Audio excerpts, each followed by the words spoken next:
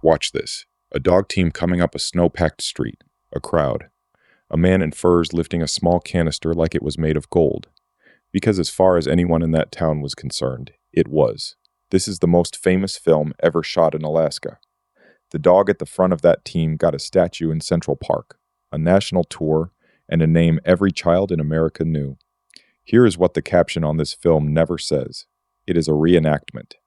The real arrival happened hours earlier, at 5:30 in the morning, in an Arctic winter darkness so complete that no camera on Earth could record it. When the moment that mattered actually happened, the street was black and almost empty. The camera missed the moment. It also missed the dog, because the dog in the famous film ran the last leg, the shortest road into the cameras. The dog who carried the serum through the worst of it, across miles of cracking sea ice in a storm in the dark, is a dog most of the world has never heard of. You know this story. Here is the part the film crews couldn't reach.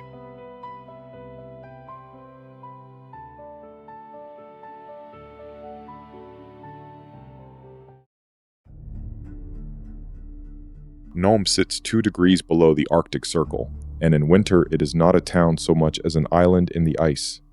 No ships until spring, no trains ever. In January of 1925, the town doctor started seeing children with gray membranes closing their throats, diphtheria. The one disease a gold rush town dreaded like fire because it moves through children first, and the antitoxin on the doctor's shelf had expired the summer before. His replacement order had not made the last boat, so he sat down at the radio office and sent a message into the dark to every town with a receiver. An epidemic of diphtheria is almost inevitable here. I am in urgent need of 1 million units of diphtheria antitoxin. Mail is only form of transportation. Anchorage had serum, 300,000 units, found in a railroad hospital. Fairbanks had airplanes. And here the story makes the turn a modern audience never expects. The Board of Health looked at the airplanes, open cockpits, engines cooled by water, dismantled for winter storage, and said no. In an Alaskan January, the 1920s flying machine was the gamble.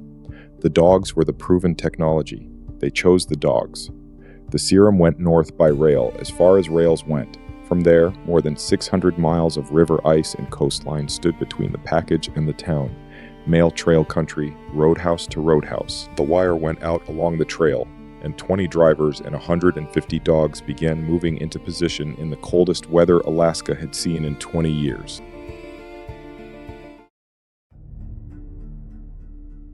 At Nenana, a conductor handed a 20-pound package wrapped in fur to a mail driver named Wild Bill Shannon. 9 dogs, night falling, and the thermometer heading for 50 below. Shannon did the arithmetic every driver on that trail knew by heart. Sit still on the sled in that cold and you die. So for miles at a stretch, he ran beside it. He came into the first roadhouse with his face black from frostbite, and the package intact. The relay had proof it could be done. From there, the serum moved like a current. Warmed by roadhouse stoves, lashed to a fresh sled, gone again into the dark. And here the record keeps something the legend dropped entirely. Most of the 20 drivers in that chain were Athabascan and Inupiat men, mail carriers and freighters running their own homeland. Titus Nikolai, Harry Pitka, Edgar Calland, the Nolner brothers, one of them singing to his dogs in the dark to keep them moving. Men who took the serum through the coldest legs of the entire run and never saw a statue, a tour, or a newspaper spelling their names right. Near Golovin, a gust threw Charlie Olson's whole team off the trail and buried his dogs in a drift. Alone, in wind that stole the breath out of his mouth, he dug them out with frostbitten hands, put the team back in line, and drove on. The chain held, and it was carrying the serum toward the one place every driver on that coast respected and feared, the open ice of Norton Sound.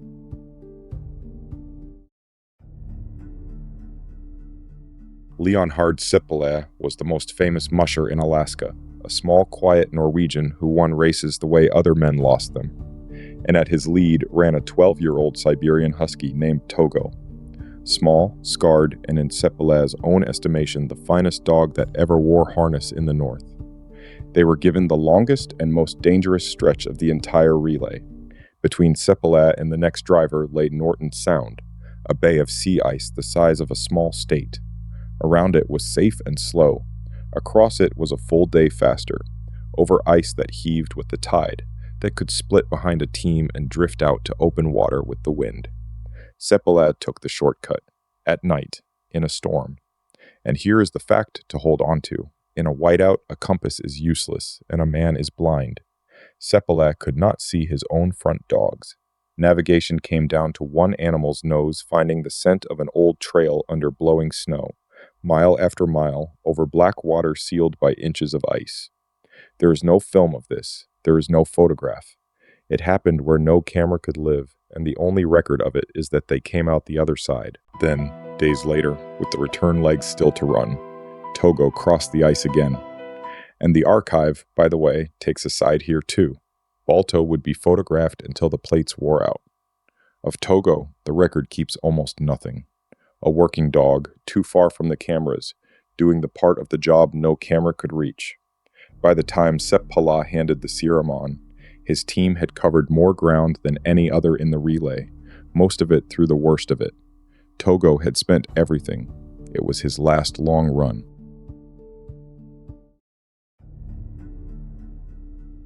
The last stretch belonged to Gunnar Kassin, driving a team led by a big black husky Seppala had left behind as a freight dog, a young husky named Balto. The storm that night was the worst of the whole run. Kassin drove into wind that later reports put at hurricane force, in visibility so poor he could not see the dogs nearest his sled. Near Solomon, a gust flipped the sled, and the canister, the whole reason 20 men and 150 dogs were strung across Alaska, vanished into the snow. Kassin tore off his gloves and dug for it with bare hands until he touched metal. He paid for that in frostbite. He would have paid more. At 5:30 in the morning, 5.5 days after the serum left the rails, Balto led Kassin's team up Front Street in the dark. A handful of people, no brass band, no cameras. It was too dark for photographs, and the record says exactly that. The doctor thawed the serum and found not one ampule broken. Hours later, in daylight, they did it again for a French newsreel camera. The team brought back out, the arrival performed, the canister lifted. That performance is the film the world remembers. The legend was manufactured the same morning the truth happened, and the two have been running side by side ever since. 10 months. That is how long it took New York to put up a bronze statue of a sled dog. Balto was there in person, on a leash at the base of his own monument, possibly the only statue in the park unveiled with its subject alive underneath it. The plaque reads, "Endurance, Fidelity, Intelligence." Leonhard Seppala saw it, and years later wrote down exactly what he thought, and the record keeps his sentence. "I resented the statue to Balto, for if any dog deserved special mention, it was Togo." What happened next says everything about the machinery of fame. The heroes were sold. Within 2 years, Balto and 6 teammates had passed through a vaudeville tour into a Los Angeles dime museum, chained in the dark, sick, on display. A Cleveland businessman found them there, and what freed them was not a studio or a city treasury. It was school children, emptying pockets and piggy banks, 2 weeks of nickels, until the price was met. And this film, this one is real. Balto riding through Cleveland in an open car through a cheering crowd, on his way to a zoo, good care, and an honest retirement. The dog was never the fraud, the story around him was.